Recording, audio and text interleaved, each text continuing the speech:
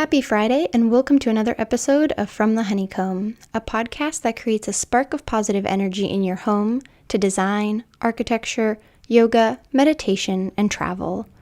I've created this podcast as a place to come for design inspiration and especially to learn about Vastu Shastra with a modern approach.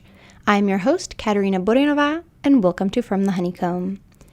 In today's episode, I got to sit down with self-publishing author Tara Webb to discuss how she builds a space to allow for creative energy flow while she writes, to the balance of being a mother and allowing her kids to be a part of her creative ritual, and the downloads she received while writing her first book, Discerning Her Shadows. So let's jump in to today's episode.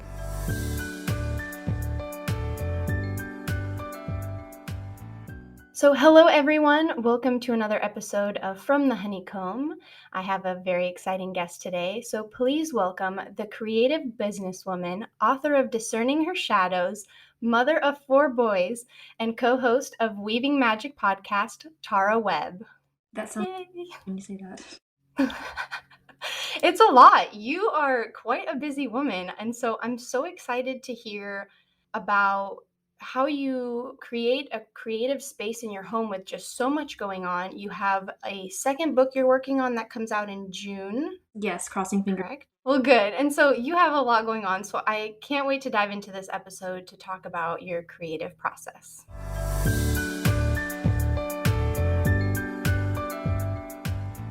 So as we begin every episode of From the Honeycomb, we like to take a moment to ground down and share something that we are grateful for in the present moment. So Tara, what are you grateful for right now? With everything really coming up today and just like this past week, I am grateful for my struggles. I'm grateful for my past in the sense of the stuff that I go through now isn't as difficult because I've gone through it before, right? You know, we were going through those loops in our consciousness of boundaries, for example, going over and over and over them. And we're like, why is this not working? I know I'm supposed to learn this. I'm grateful that I've had that over and over so it doesn't get as painful each time. And so at some point when I walk away, I won't have that issue anymore. I'm grateful for I guess it's my past. I don't want to say my trauma, but essentially it's that too. Oh, I love that. No, the learning from the past, especially, that's really important. And that actually kind of goes a little with what I'm grateful for today. And what kind of came up for me this past week is I posted a photo on Instagram. It was a selfie with my husband and I for our last episode that aired. And I realized I didn't Photoshop anything like on my face. Because years ago when I had a blog, this was from like 2015 to 2017, 2018, there was a point where I Photoshopped every little freckle on my face. I would just like blur out under my eyes. Like it just got to a level where like I would Photoshop so much. And this past week when I posted the photo, my biggest concern was making sure like our heads are both there and that we get the candle in the background, and totally didn't even look at like I am 5-6 years older now from when I had my blog, but I didn't try to clear my skin. I just posted it as I am, no filter, nothing. And it was kind of this like moment for me where I'm like, wow, in the past, I would have, made sure my skin looks flawless, or I would have put a filter on it. And it wasn't even a concern like in this photo. I didn't even think about it until after, and I saw something else and I was like, oh, wow, like I was so proud of myself in that moment. That is huge. Mm-hmm. You have gone the like reverse of what the society is doing now, like all these crazy filters, and your filter is just your own skin. That's beautiful. Exactly. Oh yeah, thank you. Yeah, it was a great moment. I'm just really proud of myself and where I've come with that. So yeah, being grateful for our past and where we are now because it's shaped us into who we are.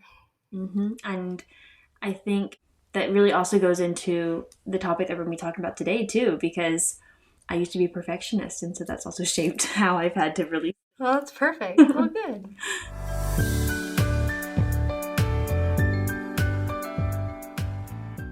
So as we mentioned, you have your second book coming out, which is exciting. And can you walk us through kind of the creative process that you use, the space you create when you sit down to write? Yes, and it's shifted from book 1 to book 2 because I feel like something I've had to learn, because I am such a pitta OCD like person. If I let it go too far, I'm very meticulous. I had to learn that things will constantly shift. That where I am in one space when I'm writing one book or doing one thing, that the next part of my life that could shift as well. So I'll say for book one, I was specifically every night I had time that I wrote. And when I wrote the entire book, I did it in a month, my rough draft. I came in, I had a candle. I made sure I lit a candle. Like that was a big thing to have that space the way it needed to be. I always had hot water and tea. Like I had two things. I had those right there on hand, and then I turned my phone on airplane mode. And so in the like immediate vicinity of where I was, I had what I needed. I had the smells, like the sensory, right? And then I didn't have to grab my phone. And also having a playlist that's like my fantasy world building playlist. So then my senses are just kind of to where I need to be. That was book one, and it was magical. Book two, I have a baby now, and that's definitely different. Down and I'm like trying to write, and he's like, "Oh look, it's your computer. Let me eat on it because it tastes so yummy." Sitting there, like I still light my candle. I'm sitting in a different space, but I get comfy. Like I make sure that I'm comfortable in my space. I still have, my warm beverage next to me, probably two of them because I'm like rotating drinks constantly. I do still play music. I think those are the main things that have stuck. I do try to come in the mindset of, at least now, having an end goal.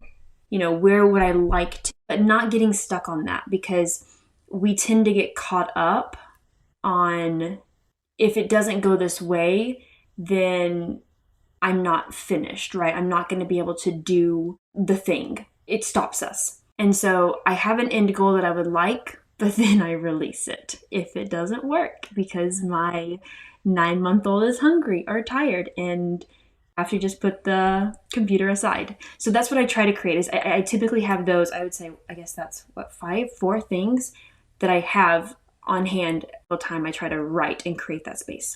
And so how do you tell your family that you're about to sit down in your space? And I know you put your phone on airplane mode, but how do you let the rest of the household know?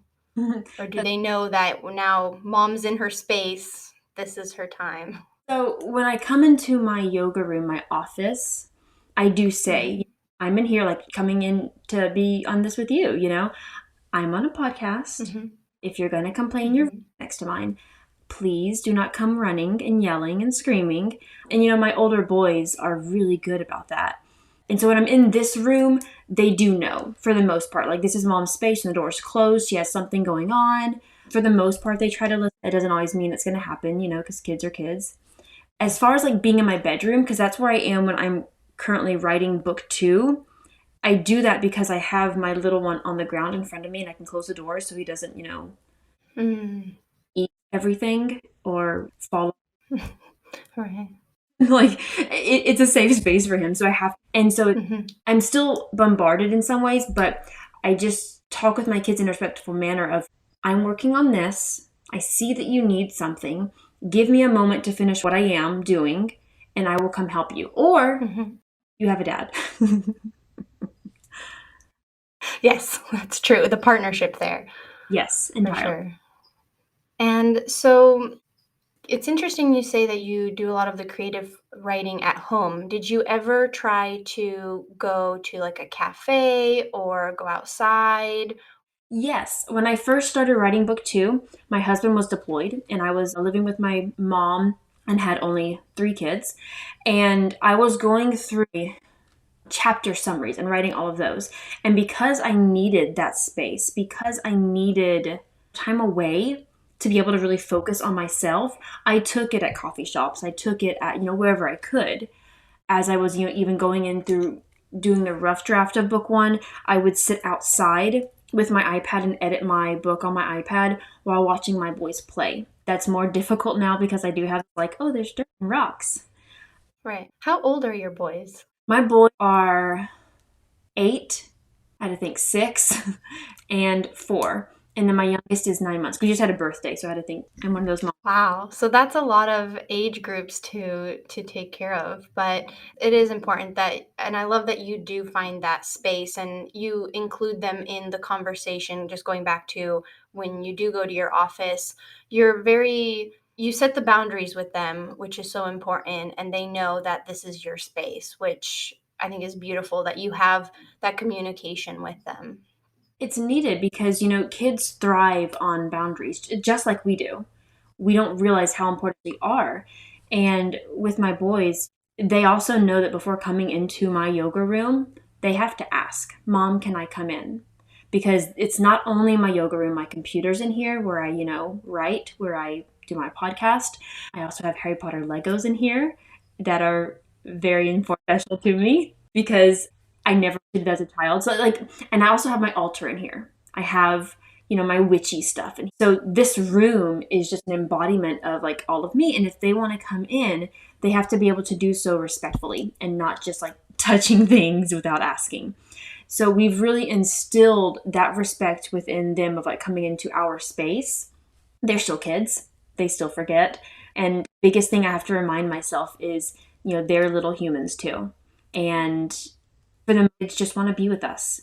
And while it's frustrating when you're trying to get something done, I bring them along on the journey by, reading aloud my chapter that I've written, more so for my sake, but they're in there. I was reading it aloud one time and I stopped because I was like making an edit. My son's like, Mom, why did you stop? I was listening. I was like, oh. So they want so bad Oh, a part of what you're doing. And there's a fine line of like you needing your space and respecting that and teaching them to respect that while also bringing them in and letting them be part of that ritual with you every now and then. oh, I don't have kids yet, but we're thinking about having kids now and we're in that process and I'm just thinking like, how do you get it done, work done with the kids, but incorporating them into your, like you said, ritual. I love hearing that. It's such a positive kind of idea, not stressing about, oh my gosh, I have to make sure they're with a babysitter so I can get something done, but letting them be part of that because you don't even know how much of an influence it has on them for their future either. We believe that more is caught than taught. So you can try all day, "Oh, stop doing," whatever you're saying to your kids. And the one thing that they're going to pick up is, well, mom said this, right? Like they're going to pick up your attitudes on things way more than what you're trying to teach them. And I also homeschool my boys. So they also don't go to school during the day. They're here with me. And that was a conscious choice that we made, mostly because, well, we enjoy being around our kids. And also, as with being deployed, it just made sense for me to take on that role. I choose to daily put them first in the sense of we do their school first and then I reverse it. It doesn't mean I don't give to myself. Like first thing in the morning, I give to myself. But as far as like the day layout, it's, we do their school and I give to them what they need and they know that I'm there. And then it's also pushing them out some to go do their thing and to push them away because kids are likely to, to come and want to be with you so much.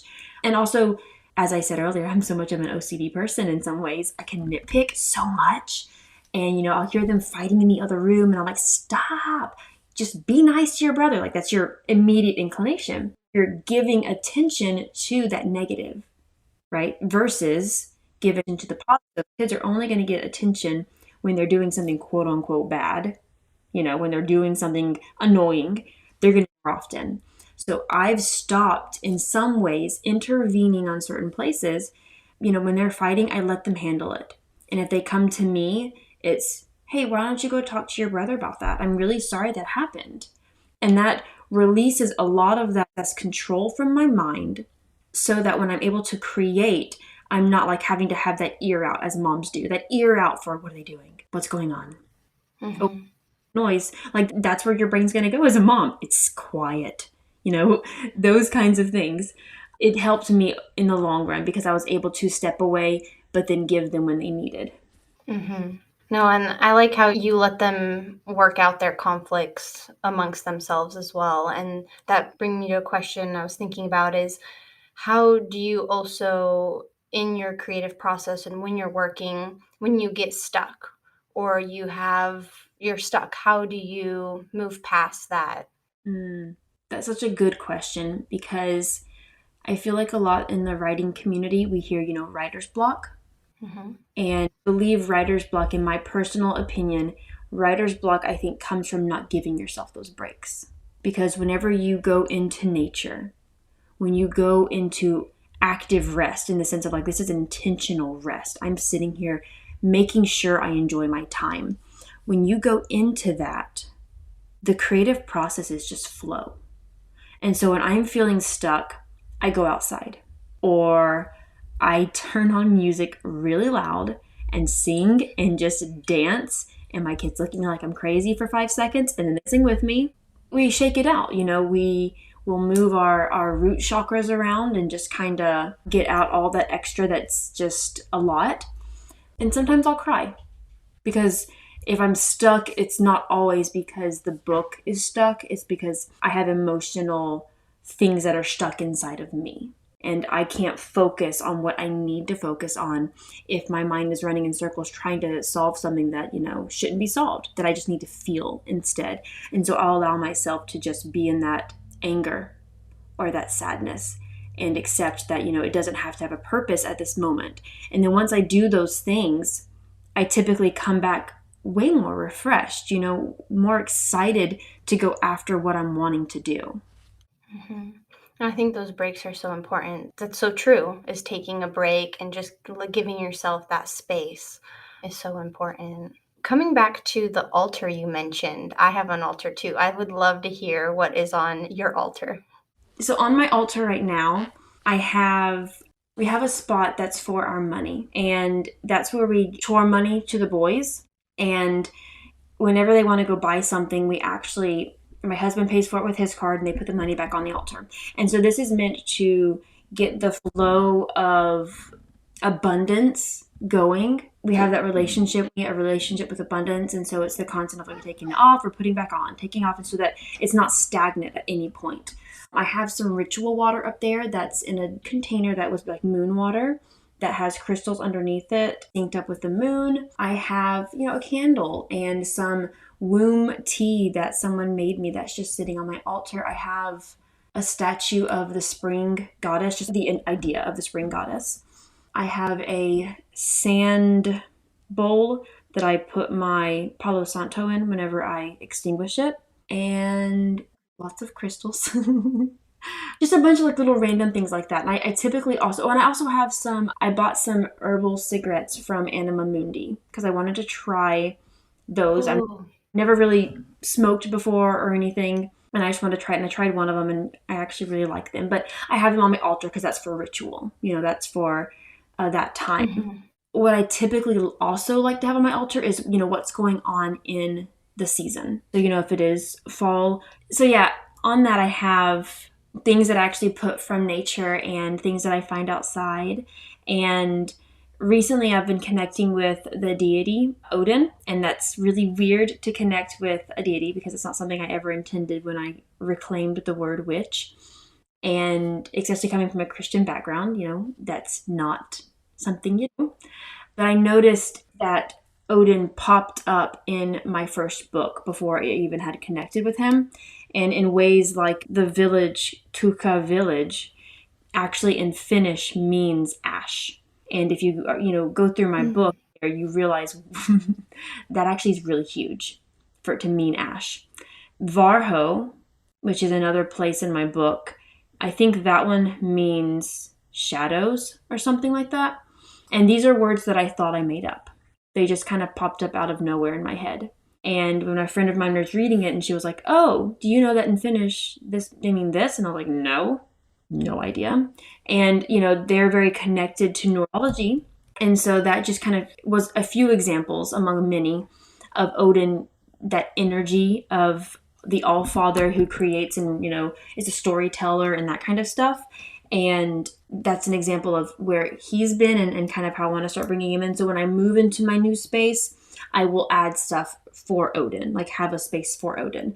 And I don't know what that looks like since it's very new for me, but I do want a specific altar for that. And then also on the topic of altars, I would love a pleasure altar, which sounds really weird and Mm.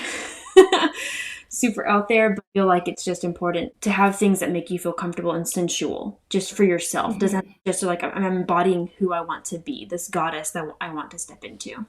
Oh, that's beautiful. I love that you have different altars for different things that you are, wanting to bring in. And back to the words, the Finnish words for the word for ash, and how that, do you remember the moment like you downloaded that word and you were like, this is the word I'm going to use? How did that come to you? You're right, it was exactly a download. I have felt like my first book was divinely inspired, and it sounds, that sounds weird saying it, but I was like, yeah, it's divinely inspired because it just was. Or, going through, you read my book and you see, I tried to make it so it's not just a fantasy, that when you read it, you can apply all of what Ashlyn goes through to your life. And that's the whole point, is that you bring fantasy to your life. She's going through and she's sitting right there in the sand being like, I'm trying to control things. And I realize that as I control stuff, the more I control and I'm holding the sand, it falls through my fingers faster. And so if I just controlling, then the elves will contact us. Well, in our life, if we stop controlling things, if we stop trying to squeeze so tight, things are going to come and flow so much easier from the universe. And so that was a download. And not that I kind of ever doubted it. You have that ego voice in your head that's like, psh. And so when Exactly. my friend told me that, I was like, okay, that's confirmation. It was very fascinating. I like to make up words. Even the names of some of them are just made up out of nowhere. And honestly, they're probably not made up now that I think about it. They're probably given to me. Do you have any like Norwegian background or Scandinavian background? Do you think it could be like an ancestor calling you? Yes, which is hilarious because that's not something I ever knew. I always kind of felt drawn to, Viking era and that kind of stuff. I do past lives as well, past life readings. And so I haven't seen a past life in that spot. And I was chatting with my brother just about how cool it was and how it was all tied. And he was like, well, our ancestors are Vikings, right? And I was like, no. So yes, we do have ancestors Wow. are Vikings, and that, all of that coming through as well. And I mean, I definitely can see that. It just wasn't something I ever thought about. It's funny how, the altar, the connection, the witchy connection with Odin, my book, all of that leading to an ancestry. It's just funny how all these things in your life can just be Mhm. easily connected.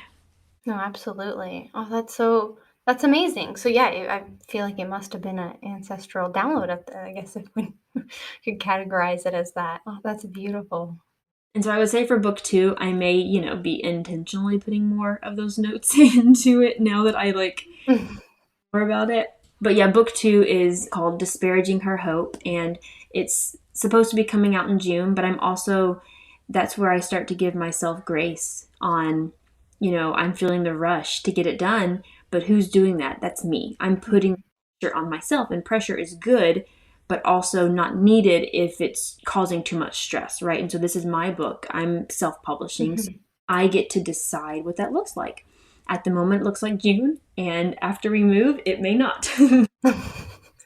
No, that is so true. It's like setting goals for yourself. When you are in control of the goals, you don't have to push yourself as much. And I love that you are a self-published author as well. Is there a reason you decided to take that route versus finding a publisher? Yes, because I'm impatient. I didn't want to go through the querying process. I do have in mind that I want to intentionally, traditionally publish. Those are goals. I have a case Mhm, that I'm working on that's, a few chapters, and it's going to be a series, and that'd be something that'd be perfect to publish. A friend of mine told me I should publish because I write about rituals when she asks for them, and she was like, oh, you should do a ritual book. And so I had something that popped up that was like, oh, I could do quick and easy rituals for the busy witch. So things like that, or even fantasy books that are more traditional fantasy that would really be up by traditional publishing. I would, mhm, for my first series, I wanted it my way. I didn't want someone to come in and be like, oh, do this cover, and oh, we're going to do that. And I didn't also want to get denied in the sense of like, I knew my book was worth what it was worth. And so for this first book, I chose to invest in my dream and doing it my way. I may go take that entire series when it's done and give it to a publisher and go, but I will have already had what I wanted from it. And that was my choice. Mhm. As I chose my name, Tara Webb, that was also a choice of like, this is me. This is who I'm stepping into. And I think that just embodied so much. I mean, Ashlyn's story, her story is what I call the series, is so much a piece of me, and I think a piece of just people that read it, that allowing other people to come in and change it, especially when it felt so divinely inspired, just almost felt wrong. Mhm. No, that makes a lot of sense. It's your kind of like your baby, your like your fifth child in a sense, is you were able to be there throughout the whole process, It definitely is, yeah. which is beautiful. Birthing out a book or putting yourself out there, as I, say on my Instagram, publishing yourself, you're not just publishing your book, your artwork, you're putting yourself out there. And so you have to be really confident and comfortable with who you are. It takes you through a lot of shadow work. It takes you through some of those internal questions of, who am I? Am I worthy enough to put something out there? Who wants to read my work? Who wants to look at my stuff?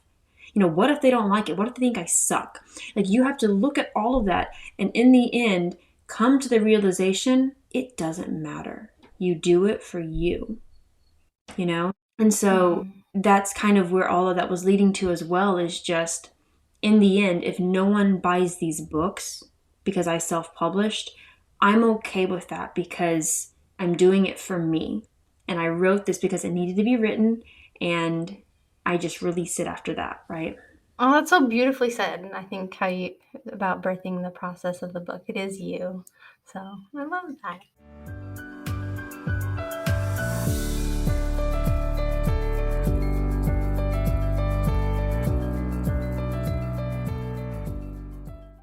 I just want to say that, I love how your podcast is about space, because space is very important. And when you're creating something for you to build, whatever your creation is, make sure that it's not only intentional, but that it's fun. Your space is meant to also Mhm. joy. And if it doesn't bring you joy, then, that's when we begin to forget why we do what we do. Well, Tara, thank you so much for being on From the Honeycomb. It has been a pleasure having you, learning about your creative process and how you, in a way, balance that with your boys and just creating that creative energy so you can birth your books and your projects and let your creativity flow. So, thank you so much for coming on. Thank you for having me.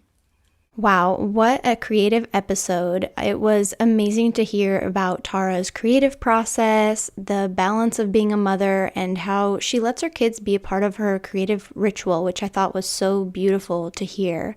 So, what an incredible episode. So, thank you again, Tara, for coming on. And thank you for listening. If you like this episode, please give it a heart or thumbs up and click the follow button so you can stay up to date on the latest episodes. And please follow me on Instagram at From the Honeycomb Podcast. Thank you so much, and see you next Friday.